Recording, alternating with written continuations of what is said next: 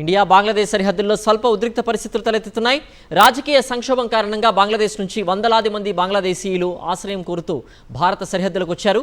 కొన్ని వర్గాలకు చెందిన సంస్థలు, వ్యాపార సముదాయాలపై దాడులు జరుగుతూనే ఉన్నాయి. ఈ నేపథ్యంలో ఆశ్రయం కల్పించాలని కోరుతూ అనేక మంది భారత సరిహద్దుకు చేరుకుంటున్నారు.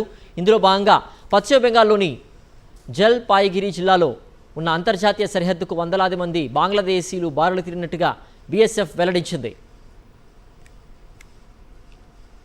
బంగ్లాదేశ్ని పంచగఢ్ జిల్లాలోని ఓ 5 జిల్లాలు పశ్చిమ బెంగాల్లో జల్పాయిగుడి సరిహద్దుల్లోనే ఉంటాయి.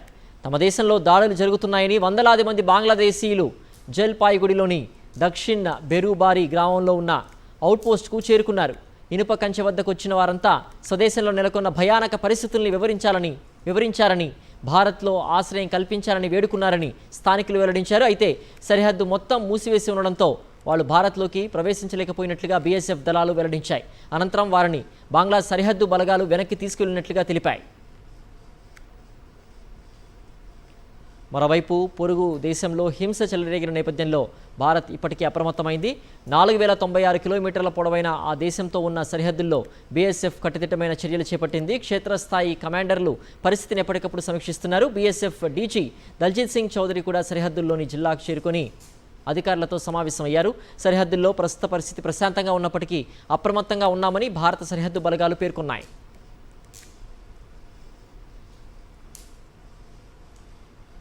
కల్లోల బంగ్లాదేశ్లో మధ్యంతర ప్రభుత్వ ఏర్పాటుకు రంగం సిద్ధమైంది. రాత్రి 8 గంటలకు నోబెల్ గ్రహీత మహమ్మద్ యూనస్ సారథ్యంలో తాత్కాలిక ప్రభుత్వం కొలువు తీరనుంది.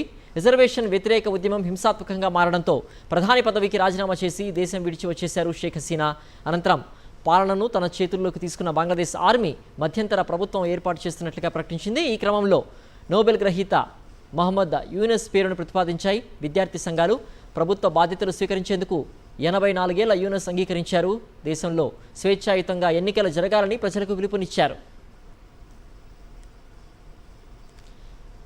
మహమ్మద్ యూనస్ 1940 సంవత్సరం జూన్ 28న బంగ్లాదేశ్లోని చిటిగాంగ్లో జన్మించారు. ఎంఏ ఎకనామిక్స్ చదువుకున్న ఆయన అమెరికా వెళ్లి వాండర్బిల్ట్ యూనివర్సిటీలో పీహెచ్డీ చేశారు.